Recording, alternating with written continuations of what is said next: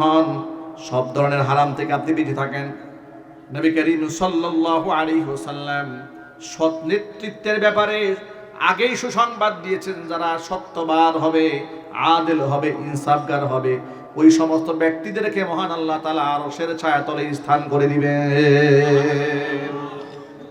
আর এখানে আমাদের একটা দোষ আছে। সেই দোষটা কি? বেশি কষ্ট হচ্ছে আপনাদের? আমাদের দোষটা বলে, আমাদের কোন দোষটা আছে? এই সমাজের মধ্যে আমরা দীর্ঘদিন ধরে মানুষদেরকে বুঝাই আসছি যে রাজনীতি করা, দেশ চালানো, রাষ্ট্র পরিচালনা করা এগুলো আলেমদের কাজ না। আলেমরা মসজিদ নিয়ে থাকবে, মাদ্রাসা নিয়ে থাকবে, খানকা নিয়ে থাকবে, আর রাজনীতি করবে চোর, ডাকাত, লম্পট, বদমাশ এরা। যার দরুন কোনো আলেম রাজনীতির মাঠে দাঁড়ালেই কিছু লোক এসে বলে, হুজুর এগুলো তো আপনার কাজ না। কি আছে না নাই? আমাদেরকে যে বলে এটা মোহাব্বত করেই বলে, আমাদের শত্রু না তারা, আমাদের খুব হিতাকাঙ্ক্ষী। বলে হুজুর এগুলো কাদা সুরাসিরি, এগুলো তো আপনাদের কাজ না।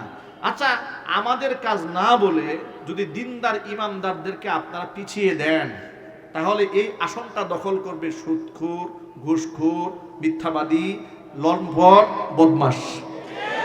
কি হয়ে গেল? নেতৃত্ব চলে গেল অসৎ মানুষের হাতে। আর এই সুযোগ পাইয়া ওরা কি করবে? দেশে সিনেমা হল বানাবে, নাটক সাজাবে, তাফসির মাহফিলে 144 দ্বারা জারি করবে।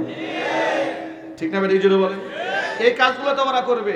এই জন্য যুবক ভাইদের প্রতি আমার উদাত্ত আহ্বান, প্রিয় যুবক ভাইরা, আগামীর বাংলাদেশটাকে ইসলামের বাংলাদেশ বানাতে হবে ইনশাল্লাহ। বলেন আলেম উলামা সহ এদেশের অধিকাংশ মুসলমানদের কলিজার দাবি, আগামীর বাংলাদেশকে আমরা তন্ত্রমন্ত্রের বাংলাদেশ দেখতে চাই না, আমরা কোরআনের বাংলাদেশ দেখতে চাই।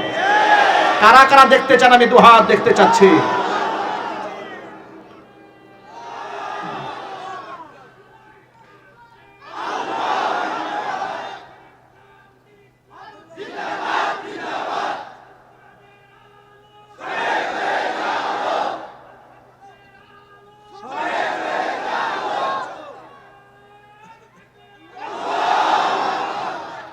আল্লাহ পাক আমাদেরকে ঐক্যবদ্ধ থাকার তৌফিক দান করেন। আরো জোরে কোন আমিন। ভাই আমার, এই জন্য যত মানুষ এখানে এসেছেন সকল ভাইদেরকে বলি, দারিদ্রতা এটা আমাদের জন্য অভিশাপ নয়, বরং যত মানুষের হক আপনি নষ্ট করে দুনিয়া থেকে বিদায় হবেন, পেশি শক্তি কাটায়া মানুষের অধিকার নষ্ট করেছেন, অবশ্যই হাসরের ময়দানে আহকামুল হাকিমিনের সামনে জবাব দিতেই হবে। আল্লাহ পাক যেন আমাদের সতর্ক থাকার তৌফিক দান করেন। নবী করিম সাল্লাল্লাহু আলাইহি সাল্লাম বললেন, আমি জান্নাতের মধ্যে অধিকাংশ বাসিন্দা গরিবদেরকে দেখেছি। সুবহানাল্লাহ পড়েন। দ্বিতীয়ত আমি জাহান্নামে তাকালাম। মা বোনরা পয়েন্টটা গুরুত্ব সহকারে খেয়াল করেন। ওয়াত্তালাতু ফিন্নার, জাহান্নামে যখন তাকালাম, জাহান্নামের অধিকাংশ বাসিন্দা আমি নারীদেরকে দেখেছি। এই হাদিসটা আরেকটু বিস্তরভাবে আরেকটা বর্ণনার মধ্যে পাওয়া যায়। عن عبد الله بن عباس رضي الله تعالى عنه أنه قال خرج رسول الله صلى الله عليه وسلم فصلى بالعيد ثم خطب। নবী করিম সাল্লাল্লাহু আলাইহি ওয়াসাল্লাম ঘর থেকে বের হলেন, ঈদের নামাজ পড়ালেন, মুসল্লিদের সামনে ঈদের খুতবা দিলেন। এরপরে ফাআতান নিসা, নারীদের সামনে আসলেন। মহিলাদের সামনে এসে আল্লাহ নবী বললেন, ইয়া মাশারান নিসা তাসাদদাকনা, তোমরা আল্লাহর পথে বেশি বেশি দান করো। ফাইন্নী উরিতুকুন্না আকসারা আহলিন নার, আমাকে দেখানো হয়েছে অধিকাংশ নারী জাহান্নামে যাবে। জোরে বলেন নাউজুবিল্লাহ। মহিলারা প্রশ্ন করলেন, ফাবিমা যাকা ইয়া রাসূলুল্লাহ, হে আল্লাহর রাসূল, অধিকাংশ নারী জাহান্নামে যাবে কেন? কারণটা কি? হুজুর বললেন, দুইটা বড় পাপের কথা উল্লেখ করলেন। এক নাম্বার বড় পাপ, লিতুকসিরনাল লানা, বেশিরভাগ তোমরা লানত করো মানুষদেরকে, এই পাপ। আরেকটা পাপ হচ্ছে তাকফুরনাল আশীর, তোমরা স্বামীর নাফরমানি করো। এই দুইটা পাপের কারণে নারীরা অধিক হারে জাহান্নামে যাবে। মাইকের আওয়াজ বাহিরে যাচ্ছে, আমার মা বোনেরা কথাগুলো শুনতে পাচ্ছেন? মায়েরা বোনেরা, খবরদার লানত দেওয়া বন্ধ করে দেন। অভিশাপ দেওয়ার মতো অভ্যাস থাকলে আল্লাহর কাছে তওবা করে ফেলেন। মহিলারা অনেক সময় নিজের সন্তানদেরকে লানত দেয়, আছে না নাই? স্বামীর উপর লানত দেয়, প্রতিবেশীর উপর লানত দেয়, এমনকি মিজাজ বেশি খারাপ হয়ে গেলে নিজের উপর লানত নেয়। মহিলা অন্যের উপর লানত কেন দেয় শোনেন। আল্লাহ তাআলা কি ওরা চোখে দেখে না? হ্যাঁ, খালি আমারই চোখে দেখে, আল্লাহ ওরা চোখে দেখে না? এরকম বদদুয়া দেয়। আবার নিজের সন্তানে একটু দুষ্টুমি করেছে, মেজাজ খারাপ হয়ে গেছে, তুই মরতে পারিস না, তুই গাড়ি তোর উপরে মরতে পারিস না, এই ধরনের রাগ মেজাজ দেখিয়ে নিজের সন্তানকে বদদুয়া দেয়। সন্তানকে বদদুয়া দিয়েন না মায়েরা, কারণ মায়ের দোয়া, বাবার দোয়া আল্লাহর কাছে 100% কবুল হয়ে যায়। আপনারা ইমাম বুখারী রহমাতুল্লাহি আলাইহি নাম শুনেছেন, মুহাম্মদ ইবনে ইসমাঈল আল বুখারী রাহিমাহুল্লাহ। এই পৃথিবীর আল্লাহ রাব্বুল আলামিনের নিয়ামত প্রাপ্ত এক বান্দা। জন্মের পরে অসুখ হয়ে দুনো চোখের অন্ধ হয়ে যান। মা আবেদা জাহেদা, কেমন মায়ের সন্তান ইমাম বুখারী হয়েছে, আল্লাহু আকবার বলেন। সবার পেট থেকে ইমাম বুখারীর জন্ম হয়। আরে আমাদের সমাজের মায়েরা এখন নামাজ পড়ে না, রোজা রাখে না, এই জন্য পেট থেকে টিকটকার বের হয়। কথা ঠিক না? ঠিক। মা নিজেও টিকটক করে, মেয়েও টিকটক করে, ছেলেও টিকটক করে, জামাইও টিকটক করে। এই ঘর থেকে তো ভালো সন্তান জন্মগ্রহণ করবে না, ড্যান্ডি খুর জন্মগ্রহণ করবে। ইমাম বুখারীর মা আল্লাহর কাছে দোয়া করে, রব্বুল আলামিন, আমার সন্তান মুহাম্মদ ইবনে ইসমাঈল কি তুমি দৃষ্টি ফিরায় দাও। মা দোয়া করেছে। 2 বছর পর মা রাতের বেলায় স্বপ্ন দেখেন, কে যেন বলল তোমার সন্তানের দৃষ্টি ফিরিয়ে দেওয়া হয়েছে। ইমাম বুখারীর মা স্বপ্ন থেকে, ঘুম থেকে জেগে উঠলেন, তাকায় দেখেন 2 চোখের দৃষ্টি মহান আল্লাহ পাক তার সন্তানের ফিরিয়ে দিয়েছে। মায়ের দোয়া বড় কার্যকর। মা বোনদেরকে বলবে, এই জন্য মায়েরা বোনেরা লানত দেওয়ার মতো অভ্যাসটা বাদ দিয়ে দেন, আল্লাহ যেন তৌফিক দান করেন। দ্বিতীয় নাম্বার, তাকফুরনাল আশির, স্বামীর নাফরমানি করা। এটা দিন দিন বেড়েই চলছে, এত বেড়ে চলেছে। ডিভোর্সের সংখ্যা, তালাকের সংখ্যা এত বেড়েছে, এক বাক্যে জবাব দিয়ে বলেন, তালাক দেওয়ার মালিক মহিলা না পুরুষ? আরো যদি বলেন, স্ত্রী না স্বামী? কিন্তু আপনি একটুখানি কাজী সাহেবের কাছে খবর নিয়ে দেখেন, ডিভোর্স যারা দিচ্ছে, তালাক দেওয়ার অধিকার তো দেওয়া হয় নাই, এরপরেও তারা ডিভোর্সের মধ্যে আগায় আছে। ওই অনেক সময় নারীবাদীরা বলে না যে নারীদের উপর আল্লাহ জুলুম করছে, তালাকের মালিক শুধুমাত্র পুরুষ কেন হইল, নারী কেন হইল না? আল্লাহর কসম, নারীদেরকে যদি তালাক দেওয়ার মালিক আল্লাহ পাক বানাতেন, এই যে আমি সহ আপনারা এখানে যারা বসে আছেন না, কারো ঘরে বউ থাকতো না। ঠিক এবার একজন বলেন, মহিলাদের মেজাজ এত খারাপ।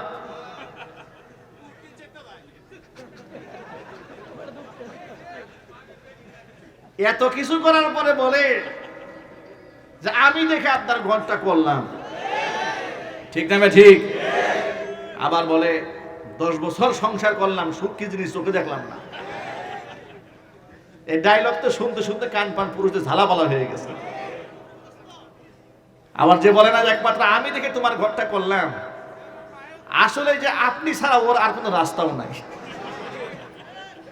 ঠিক কিনা বলেন?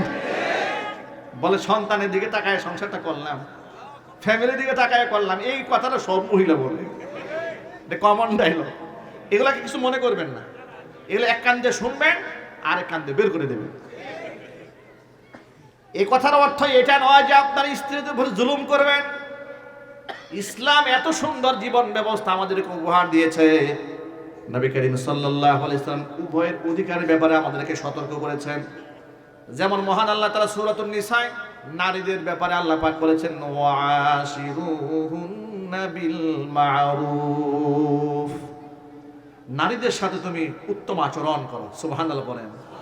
আল্লাহ পাক নারীদের পক্ষ হয়ে বলেন, ফাআসা আন তাকরাহু শাইআন ওয়া ইয়াজআলাল্লাহু ফীহি খায়রান কাসীরা, তুমি তোমার এক স্ত্রীকে অপছন্দ করো, একটু সবর করো, ধৈর্য ধরো। এমন তো হতেও পারে তুমি যাকে অপছন্দ করো তার ভিতরেই মহান আল্লাহ পাক তোমার জন্য কল্যাণ রেখে দিয়েছে। সুবহানাল্লাহ। নারীদের পক্ষে যে ইসলাম কত কথা বলেছে, আমার রাসূল যে কত কথা বলেছেন, আল্লাহু আকবার। একবার মা আয়েশা রাদিয়াল্লাহু তাআলা আনহা তিনি বলেন যে আমার ঘরে রাসূলের থাকার পালা পড়ল। একাধিক স্ত্রী হওয়ার কারণে নবী করিম সাল্লাল্লাহু আলাইহি সাল্লাম পালা করে করে থাকতেন এক এক সময় এক এক স্ত্রীর ঘরে। মা আয়েশার ঘরে যখন আল্লাহর নবী ছিলেন, এমন সময় তার জনৈক সতীনের ঘর থেকে একটা পিয়ালার মধ্যে সামান্য হাদিয়া পাঠানো হলো। মা আয়েশা রাদিয়াল্লাহু তাআলা আনহা বলেন, সতীনের ঘর থেকে খাবার এসেছে হুজুরের কাছে, মিজাজ আমার খারাপ হয়ে গেছে, গিরতু, আমার খুব গায়রতে লাগছে। কেন গায়রতে লাগবে? তোমার ঘরে যখন যাবে তখন তুমি খেদমত করো, আমার ঘরে আসছে, এখন আমার সময়, আমি তার সেবা করব, মহব্বত করব, ভালোবাসবো। তুমি অন্যের ঘর থেকে কেন খাবারটা পাঠালে? মেজাজ এত খারাপ হয়েছে, পিয়ালা ধরে খাবার সহ ঢিল মারছে, ভেঙে ফেলেছেন পিয়ালা, খাবার ছিন্ন ভিন্ন হয়ে গেল। মা আয়েশা রাদিয়াল্লাহু তাআলা আনহা বলেন, আল্লাহর কসম, আল্লাহর নবী আমাকে ভুরু কুঞ্চিত করেন না, এটা গালিও দেন নাই। সুবহানাল্লাহ বলতে পারলেন না? এই যে আপনারা যারা সুযোগ পাইলেই বলেন ইসলামে 4 বিয়ে আছে, হ্যাঁ ইসলামে জায়েজ আছে, জায়েজ আছে, বেটা আপনার মতো জালেমের জন্য জায়েজ আছে নাকি? বিবাহ শুধু করলেই হবে না, মাসালাটা একটু ঠান্ডা মাথায় শোনেন। কোরআন মাজিদ তো বলে দিয়েছে, হ্যাঁ, ফানকিহু মা তাবা লাকুম মিনান নিসাই মাসনা ওয়া থুলাসা ওয়া রুবা ওয়া ইন খিফতুম আল্লা তা'দিলু ফাওয়াহিদাতান। আল্লাহ পাক বলেন, দুটা বিবাহ করতে পারবে, 3টা করতে পারবে, 4টা করতে পারবে, অনুমতি আছে। তবে যদি ভয় পাও যে ব্যালেন্স করতে পারবে না, সমতা রক্ষা করতে পারবে না, তাহলে তোমার জন্য একটা, আর একটা চালাবার যোগ্যতা যদি না থাকে তাহলে তোর জন্য বিবাহ করা হারাম। একটা চালাবার যোগ্যতা, মনে করেন আপনার নপুংসক হিজড়া, এর বিয়ে করা জায়েজ আছে? আরো চিৎকার দিয়ে বলেন জায়েজ আছে? মনে করেন একটা ব্যাটারি নাই, লো, কথা বলেন, তা আপনার জিন্দেগি সেটা একটা মহিলার জিন্দেগি শেষ করে দিয়েছেন। কলকাতা হারবাল খাইতে খাইতে জিন্দেগি শেষ, কাজ হবে না তো। বেটা তোর বিয়ে করতে বলছে কে? আরেকজনের মহিলার জীবন নষ্ট করতে? ঠিক না ঠিক বলেন? রিক্সাওয়ালা দেখি অনেকদিন আগে কোনাবাড়ি জেলখানা রোডের মাথায় আমি গাড়ি নিয়ে বের হচ্ছি, হঠাৎ করে রাস্তার মাঝখানে বিশাল গন্ডগোল, অনেক লোক জমা হয়ে গেছে। তা আমি গাড়ি ব্রেক দিয়েছি, কি হয়েছে দেখি এক রিক্সাওয়ালাকে 3 মহিলা ধরছে। একজনে ধরছে কলারে এখানে ধরছে, একজনে পিঠে ধরছে, আর একজনে লুঙ্গি ধরছে। বিশাল মুসিবত। আমি চিন্তা করলাম, আহারে নির্ভয় একটা মানুষ পাইয়া এই মহিলাগুলো এত খারাপ কাজ করতেছে লোকের সাথে। আমাকে বলে, হুজুর বেশি দরদ দেখায় না, 3টা ওনার বউ। আমি বললাম ঘটনা নাকি? ঘটনা হচ্ছে এই ভদ্রলোক রিক্সা চালায়, সাভারে রিক্সা চালায়, বিয়ে করছে একটা, গাজীপুরে আসছে করছে একটা, ঢাকা গিয়ে করছে আরেকটা। এখন সে একটা বিয়ে করার পরে বেশি দিন থাকে না, ওখানে ওই এলাকা থেকে সে শিফট হয়ে যায়, সরকারি চাকরি করে তো রিক্সা চালায়, উনি শিফট হন, এরপরে সেখানে গিয়ে আরেকটা বিবাহ করে। এই 3 বউ ক্যাবিনেটারি নেটওয়ার্ক একসাথে করছে, করে একসাথে ধরছে। আমি বললাম তাহলে ইচ্ছা হলে জুতা বিটা করা দরকার হবে। কি বলেন আপনারা? আমাদের সমাজে বিশৃঙ্খলা তো এই জন্য হয়েছে। ইসলাম আপনাকে এইভাবে 4 বিয়ে করতে বলে নাই, ইসলাম আপনাকে ব্যালেন্স করতে বলেছে। সুবহানাল্লাহ বলেন। মা আয়েশা রাদিয়াল্লাহু তাআলা আনহা বলেন, আল্লাহর হাবিবের সামনে আমি এত বড় অন্যায়টা করলাম, মিজাজ খারাপ হয়ে গেল, আমি পাত্রটার ঢিল মেরে ভেঙে ফেললাম। আল্লাহর কসম করে বলি, নবী আমাকে গালিও দিলেন না, ধমকও দিলেন না, বুড়ো কুঞ্চিত করলেন না, আমার রাগটাকে মূল্যায়ন করলেন, আমার গায়রতটাকে বোঝার চেষ্টা করলেন। হুজুর হুবহু এরকম একটা পেয়ালা কিনে আমার সতীনের বাড়িতে পাঠিয়ে দিলেন, যাতে করে তার সাথে আমার মনের সাথে কোনো দূরত্ব সৃষ্টি না হয়। একটু জোরে বলতে হবে সুবহানাল্লাহ। রাসূলের দাড়ি রাখা সুন্নতে আমল করতে পেরেছেন, এরকম বউয়ের সাথে ব্যবহার করাটাও সুন্নত, ঠিক কিনা?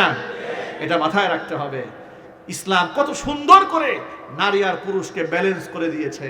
আজকে কপাল পরা মুসলমানরা ইসলাম থেকে দিক নির্দেশনা না নিয়ে ওরা গেছে বেগম রুকিয়ার কাছ থেকে শিক্ষা গ্রহণ করতে। কথা বলতে হবে, ঠিক কিনা? বা ঠিক?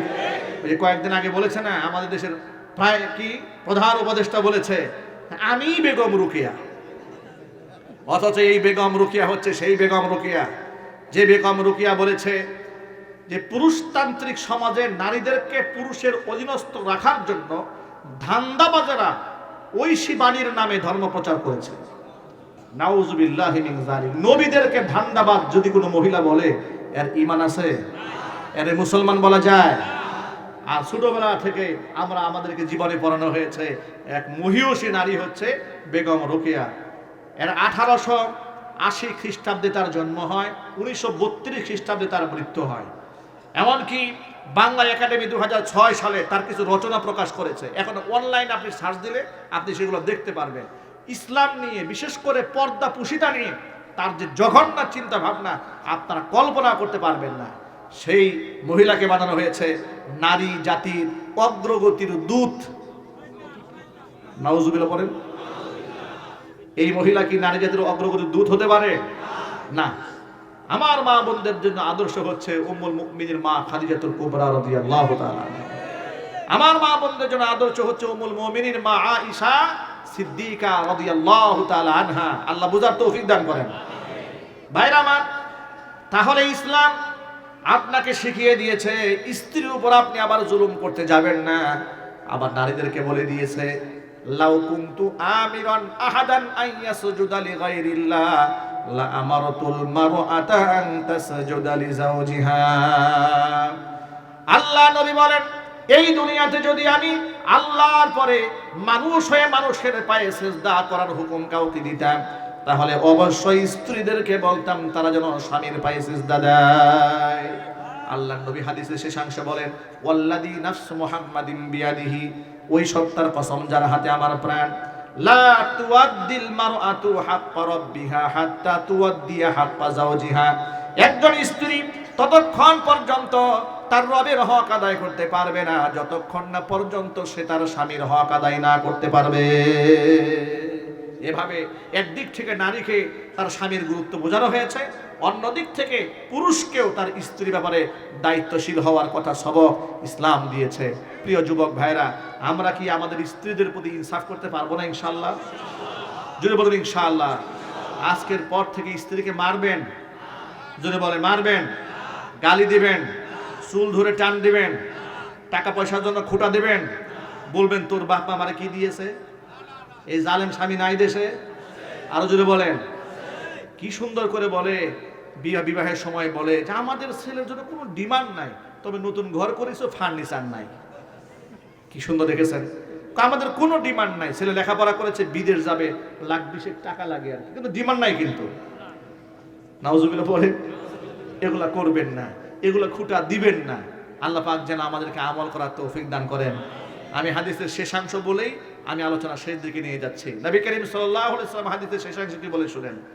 আল্লাহর নবী সাল্লাল্লাহু আলাইহি ওয়াসাল্লাম মহিলাদেরকে এরপরে বলেন, মা রাআইতু মিন নাকিসাতি আকলি ওয়া দীনিন আযহাবা লিলুব্বির রাজুলিল হাজিমি মিন ইহদাকুন্না। হুজুর বলেন যে তোমরা নারীদের মতো, যে সমস্ত নারীদের আকল কম, দ্বীনের অবস্থা কম, নাকিসাতু আকলিন ওয়া দীনিন, আকল কম, দ্বীনের আমল কম, কিন্তু এদিক থেকে দুর্বল হলে কি হবে, পুরুষের মেজাজ নষ্ট করার জন্য তোমাদের মতো পারঙ্গম পারদর্শী আমি আর কাউকে দেখি নাই। ঠিক কিনা বলেন? এটা মেধাবী পুরুষদের মেধাকে ধ্বংস করে দেয়, শিক্ষিত মানুষের শিক্ষাকে শেষ করে দেয়। ইমাম সাহেব যদি পরনারীর পাল্লাই পরে খতিব সাহেবের খতিবগিরি শেষ। এই জন্য আমি আমার সকল যুবক ভাইদেরকে বলি, নারী ফিতনা থেকে আমাদের বেঁচে থাকতে হবে। আমরা পারবো না ভাই ইনশাআল্লাহ? যদি বলেন ইনশাআল্লাহ। আজকের বয়ান থেকে আমরা মৌলিক দুটা জিনিস শিক্ষা গ্রহণ করেছি। এক নাম্বার শিক্ষা হচ্ছে দারিদ্রতা, এটা আমাদেরকে আল্লাহর পক্ষ থেকে যদি দেওয়া হয়ে থাকে, এটা পরীক্ষা, এই পরীক্ষায় পাশ করতে পারলে হাসরের ময়দানে নেককার ধনীদের কমপক্ষে 500 বছর আগে গরিবরা আল্লাহর জান্নাতে চলে যাবে। নাম্বার 1। 2 নাম্বার হচ্ছে নবী করিম সাল্লাল্লাহু আলাইহি সাল্লাম তাম পৃথিবীর মালিকানা হাতের কাছে পাওয়ার পরেও তিনি দারিদ্র জীবন যাপন করেছেন। নাম্বার 2। নাম্বার 3 হচ্ছে নবী করিম সাল্লাল্লাহু আলাইহি সাল্লাম সমাজের সুশীলদেরকে প্রাধান্য না দিয়ে গরিবদেরকে প্রাধান্য দিয়েছেন। ঠিক কিনা বলেন? আল্লাহ পাক যেন দারিদ্র মানুষদেরকে নিয়ামত মনে করে আল্লাহর ইবাদত করার তৌফিক দান করেন। জোরে বলেন আমিন। দ্বিতীয় নাম্বার, নবী করিম সাল্লাল্লাহু আলাইহি সাল্লাম জান্নাতে দরিদ্র মানুষের সংখ্যা বেশি দেখেছেন। অনুরূপভাবে আল্লাহর হাবিব সাল্লাল্লাহু আলাইহি সাল্লাম জাহান্নামে নারীদের সংখ্যা বেশি দেখেছেন। আল্লাহ পাক যেন আমার মা বোনদেরকে সতর্ক থাকার তৌফিক দান করেন। সকলে জোরে বলেন আমিন। ইস্তিগফার করেন, আস্তাগফিরুল্লাহ রাব্বি মিন কুল্লি যামবি ওয়া আতুবু ইলাইহি ওয়া লা হাওলা ওয়া লা